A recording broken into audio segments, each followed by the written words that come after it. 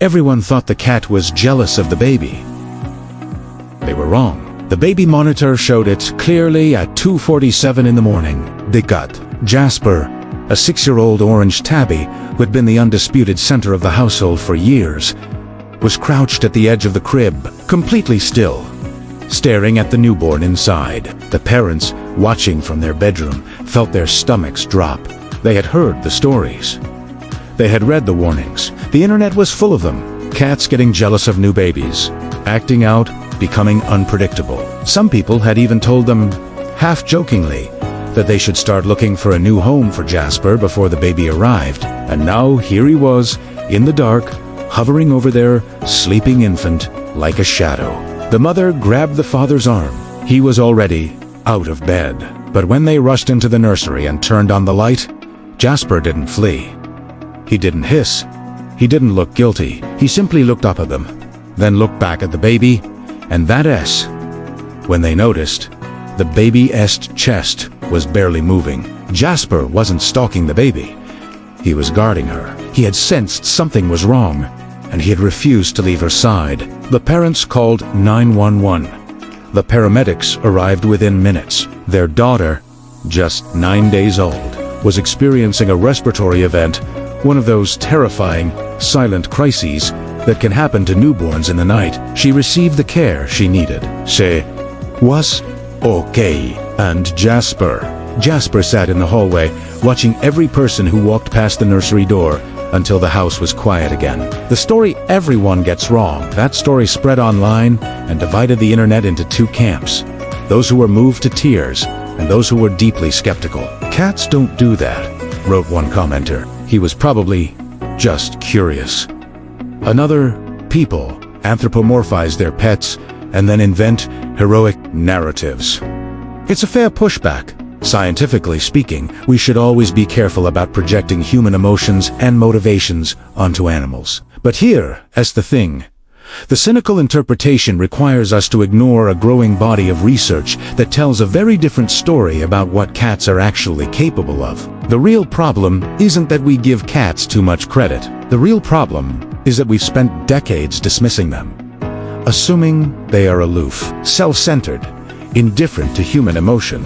That assumption, it turns out, is the one that lacks evidence. What science actually says about cats and human bonds for a long time, cats were considered the antisocial cousins of dogs in the world of animal behavior research. Dogs had been studied extensively, their ability to read human gestures, to respond to emotional cues, to form deep attachments. Cats, meanwhile, were largely written off as domesticated but not truly bonded to their owners. Then researchers started actually studying them, and the findings were surprising. A landmark 2019 study from Oregon State University found that cats form secure attachments to their humans in a way that closely mirrors the attachment bonds observed in human infants and dogs. When placed in an unfamiliar environment with their owner, the majority of cats used their owner as a secure base, exploring more confidently when the owner was present, and showing distress when separated. This is not the behavior of an indifferent animal. This is the behavior of a creature that genuinely relies on and cares about its human companion. Other research has shown that cats can distinguish their owner's voice from a stranger's, can read human facial expressions, and tend to approach their owners more frequently when the owner is smiling versus frowning. They are paying attention. They are reading us even when we think they aren't. The jealousy myth, and what's really happening. So what about the jealousy narrative? When a cat starts acting out after a baby arrives, scratching furniture, urinating outside the litter box, becoming clingy or withdrawn, is it really jealousy? Veterinary behaviorists have a more nuanced answer. What looks like jealousy is usually a stress response to dramatic change. Cats are creatures of routine. They are deeply sensitive to shifts in their environment. New smells, new sounds, disrupted schedules, altered sleep patterns in the household. A newborn brings all of these at once. The cat isn't thinking, "That baby stole my place." The cat is thinking, if we can use that word loosely, everything is different. I don't understand why. I am not okay. That's not jealousy. That's anxiety. And it's a crucially important distinction, because it changes everything about how we respond to it. You can't reassure jealousy away, but you can address anxiety with patience, consistency, gradual adjustment, and, critically, by making the cat feel safe rather than pushed out. Has your pet ever surprised you with unexpected behavior around your family? Share your story in the comments below. You might help another family understand their animal better. Here, something most people do. I know about cats. They developed their meow almost exclusively to communicate with us, with humans. With humans, adult cats in the wild don't really meow at each other. They use body language, scent, and sounds like chirps, growls, and hisses. But that meow, the one that comes in so many different varieties, that's a language cats evolved, or maybe we helped them develop, just to get our attention. Think about that for a second. The sound that defines cats for most people is actually a language built just for us. This is so important because it changes how we see stories like Jasper's. The question isn't whether cats can form real bonds with humans. The evidence is clear they can. The real question is, how deep do those bonds go? What are cats really capable of? And the answer, more and more, seems to be way more than we ever thought. There are documented cases of cats alerting their owners to gas leaks, waking people from diabetic comas, and even detecting illnesses like seizures and certain cancers before any medical equipment could. Researchers think cats can actually smell tiny physiological changes in our bodies, from shifts in blood chemistry to stress hormones.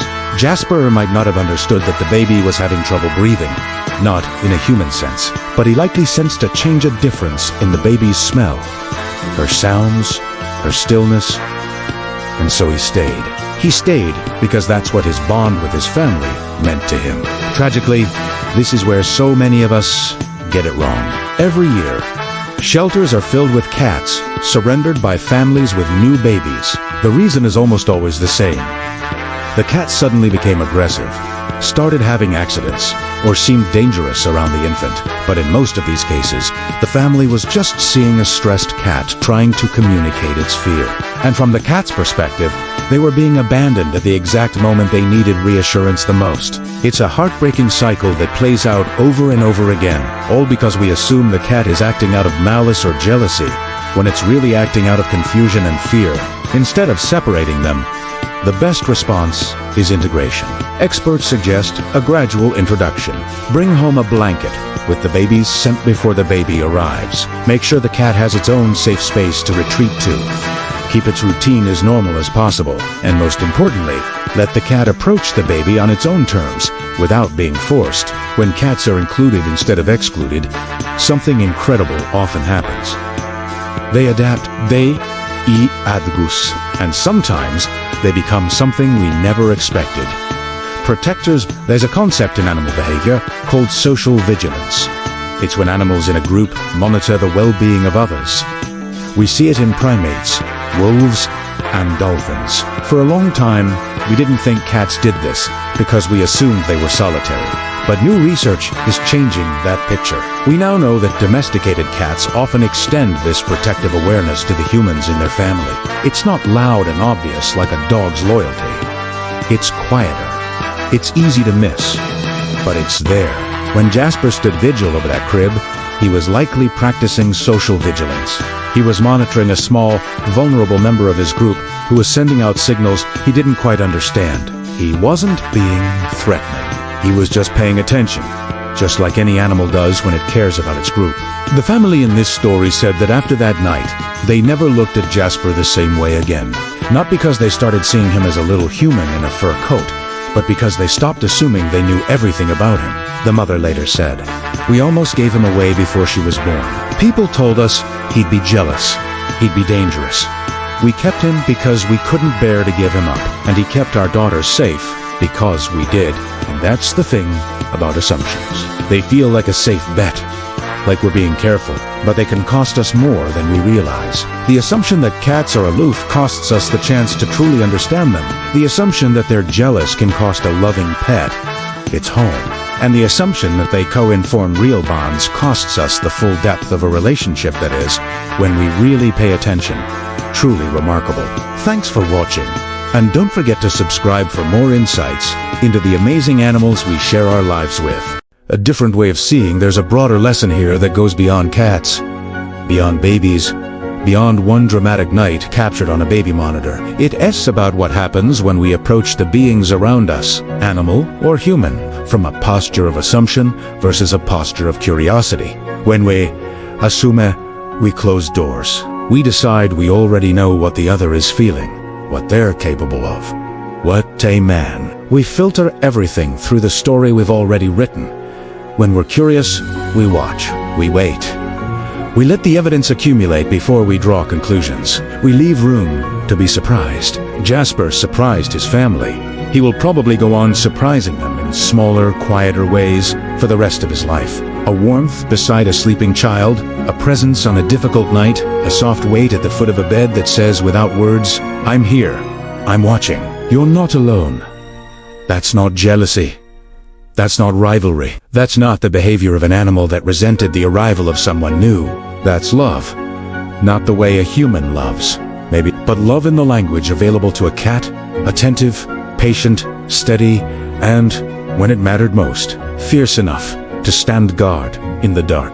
Before you make any decisions about your pet and your baby, if you are expecting a child and you have a cat, please, before you listen to the fear, before you make any irreversible decisions, talk to a veterinary, consult a feline specialist.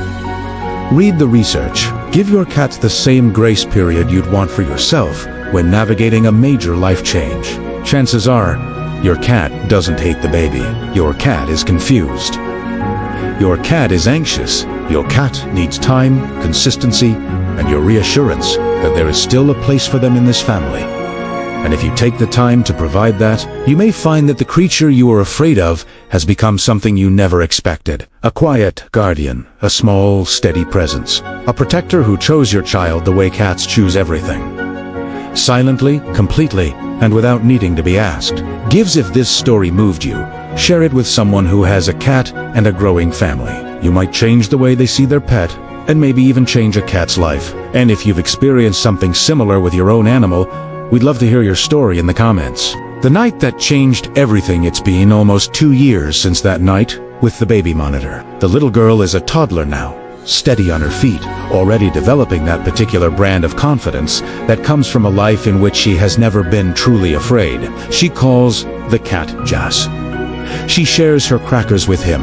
She falls asleep to the sound of his purring. Jasper, for his part, is still orange, still large, still occupying an unreasonable percentage of the couch. He is no longer the only center of the household. He has accepted this with the grace that cats, when they trust us, are fully capable of. Every night, before the lights go out, he pads down the hallway and checks the nursery. He doesn't make a sound. He doesn't need to. He just looks in, and then he goes to sleep. He knows his family is safe. Always does. That's not jealousy. It never was. It was something rarer and more valuable and far more worthy of our wonder. It was a small, imperfect, warm-blooded creature doing exactly what love, in its most essential form, has always done. Paying attention, staying close, refusing to leave.